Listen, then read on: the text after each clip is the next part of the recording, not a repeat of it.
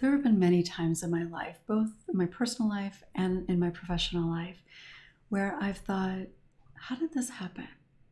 How did I end up here? And I think there are a lot of reasons for that. But today I want to share with you, in particular, a reflection about how did I land here? Creating this video and connecting with so many incredible people across the globe. Welcome. I'm Peggy Oliveira. If you're new, thank you so much for being here. Make sure to subscribe and click the bell for notifications.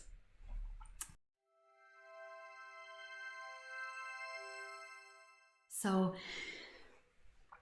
I have been so incredibly fortunate in so many ways in my life. There's been a lot of trauma, a lot of betrayal, a lot of heartache, for sure. But there's also been a lot that I have been very fortunate to experience. And one of those things is being here and sharing this space with all of you. But how did this happen? It certainly was never intended. My career, as it turned out, was never intended. Creating a YouTube channel and connecting with so many of you across the globe was never intended. I actually started my private practice because I couldn't find a job that I wanted. And I was very fortunate to have it be successful very early on. And then I left my practice, my first practice in Illinois, and knew right away when we decided to leave Illinois that I would start again in Arizona. And I intended that we would be here forever and I would have my practice until it was time to retire. But then just a few years later, we decided to travel. And so giving up my practice was an incredibly difficult decision. It was really the hardest thing in my professional career, for sure. It was also, I think, one of the hardest things personally because it became part of my identity. It became part of how I was able to feel like somehow I was enough, even though I struggled with imposter syndrome and all of that. But the idea of giving up the career, of giving up who I was as a therapist, was really challenging. And when I left, I had no intention on ever really working with people in a one-on-one capacity, or even in a capacity where I was helping them heal. I certainly never anticipated having a private practice or anything like that. However, for a few years, I think, even before then, in fact, it might have even been when we moved to Arizona, my husband started encouraging me to work with clients online. And I was absolutely adamant that that was not going to happen, that it would not work, it wouldn't be effective. Nope, I wasn't going to do it. And so when I closed my practice, he said, you could just move your practice online. I said, nope, not happening. And I wasn't sure what I was going to do. We were traveling, so a lot of the work that I thought about doing was out of the question. Couldn't do interior design, couldn't do real estate, couldn't be a Pilates instructor. Not really possible when you're moving around. So the idea was that I would focus on writing the book that I had wanted to write. Well, that didn't happen. But what did happen is I found myself missing the work. So I started creating more videos. And if you've watched any of my videos from like spring to winter of 2014, you'll notice a lot of different backgrounds because I was traveling. And when I first started my YouTube channel, it was not at all with the intention of creating content for people across the globe to find value in. It was really solely for the purpose to have a place to put videos where people who were thinking about working with me in person in my little private practice could learn more about me and how I think about the work and approach the work. That was it. But then in the traveling, I thought, you know what?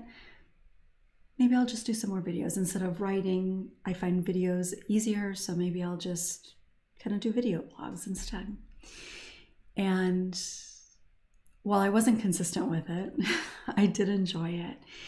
And after coming back to the States and kind of settling in Florida for a little bit, somebody called me And the number was a 480 phone number, and which is a Phoenix phone number. And so I answered it, and it was a gentleman, and he said, I was interested in working with you. And because it was a Phoenix phone number, I assumed that he could still find my information or something doing a local search. And I let him know that I was no longer seeing clients, that I was no longer actually in Arizona. And he said, well, I'm actually in Canada, and I was hoping to work with you virtually. So my husband's pushing me to do the work online was kind of in the background there. And I don't remember exactly how it unfolded in that moment, but it was like, okay, well, maybe, because I was really missing doing the work. And I don't remember if we set it up then. I don't remember. I had to get things in place. I was not prepared. I had anticipated working with clients, but I had to get a payment system set up and all kinds of things. So anyway, we reconnected, I think, and we set up a time to meet. And that same week, I had somebody else reach out to me. So he found me on YouTube.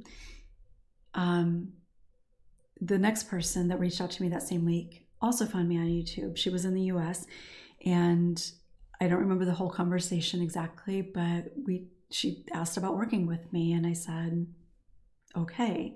So it kind of felt a little bit like maybe it was a sign. I wasn't sure. I still wasn't sure how effective it could be. So I was not all in terms of growing a business or anything like that. I was certainly all in with those clients, but I was thinking, okay, I'll just take a couple of clients and that will be it. Well, as I could say, potentially the rest is history. But there were some kind of twists and turns within that as well. But I did end up getting some new clients and people that just kind of randomly found me on YouTube and reached out to me and asked if I saw people online. Did I do the work virtually? Was I taking new clients and that kind of thing? And so it just kind of unfolded, and I ended up taking on more clients than I would have ever imagined could find me on YouTube and reach out to me. And I am so grateful that they did, because it helped me recognize that maybe I could do this online, that maybe I didn't have to give up the work that I loved so much to be able to have that sense of location freedom. And that those first clients that I had turned into an in-person retreat because somebody who lived internationally said, I would really love to be able to meet you. And I felt the same. Kind of let it, didn't explore it really the first time. And then she ended up mentioning it, I think, a couple more times. And by that time, I was kind of settling into doing the work online. And I thought it would be really amazing if I could do a group. I love group. I didn't think it could work online, but I thought about bringing people together. But how could I do that? People lived internationally. I didn't know people locally. And so when she said it again, I said, I've been thinking about this retreat. I don't think I called it a retreat at the time, but I said, I've been thinking about doing this. And is that something you'd be interested in? And she was a big yes, that she was interested. So I brought it up to some other clients, and they were all on board as well. There's some hesitancy for sure, but they were all on board. And that's how the first retreat happened. And again, the rest is history. So as I settled in and I got to experience that in-person retreat and how magical it was. I had done in-person group before, and I always find group so powerful. But there's definitely something very different about being in retreat, spending several days together and being able to have the opportunity in such a short amount of time to create such deep connection and healing experiences. And after that, I knew that I can't imagine doing this in any other way. There are downsides to doing the work virtually, for sure. I miss seeing people in person. I miss having that space and creating that space, honestly, for people to be able to come to that feels safe and welcoming, and to be able to experience other people's energy, because you can't get that quite the same online. But if it had to be one or the other, I wouldn't go back to solely doing it online. Or I'm sorry, I wouldn't go back to solely doing it in person, because the groups that I've been able to do, the people that I have been able to bring together from all across the globe in group experiences and healing experiences, is just something that can't happen locally. And I miss the in-person work, and I certainly miss my in-person clients. But I've actually been able to have sessions with people that I did work with individually in person. They found me online, and we've been able to have sessions. But there's something so incredibly magical that happens in a virtual group even, that sometimes doesn't happen, I think maybe can't happen in an in-person group. People feel safer in a group virtual experience.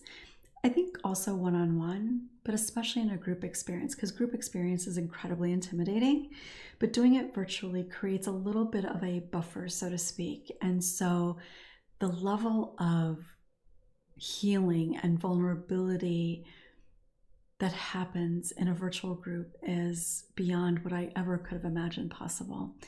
And I am so grateful that my husband kind of pushed me in that direction. I am so incredibly grateful to those people that reached out to me in the beginning to just ask if I was taking new clients or if I saw people virtually, because I don't know if I would have thought that it could work if that hadn't happened. And so when I sometimes reflect and sit with a sense of amazement, sometimes it's because I think about how it all just so kind of organically unfolded. Of course, it's been work on my part, and of course the people that I'm working with, their part. But in terms of how my work has kind of transitioned over the years, it really has happened just so naturally. And it's happened because people have been willing, have taken the risk and had the courage to reach out. So from the bottom of my heart, from all parts of my heart, thank you to everybody, to anybody watching this video.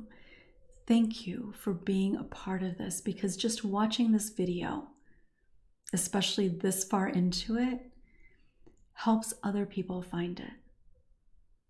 When you engage with it, when you like it, when you comment, it helps other people find it. So even if you've never commented, just watching helps me connect with more of you. And while I may not know you, I may not know your name, and I may not even know that you watch these videos, your presence here matters. And I am grateful to you. And I am so grateful for everybody who has helped create this community, this courageous community of people who are willing to do the deeper work, who are willing to open to talking about things that we ourselves have said to ourselves is not okay to talk about, that other people, the society says is not okay to talk about. I am so grateful and honored to share this space with you. I'd love to hear from you in the comments. If you've never said hello before, maybe this is your opportunity to say hi. And of course, if you've been here a while and you comment a lot, I always love hearing from you as well. Share in the comments below. If you found this video helpful or interesting, make sure to give it a thumbs up, because that helps people find it too. And if you haven't yet, make sure to subscribe and click the bell for notifications. Thanks so much for watching. I look forward to seeing you next time.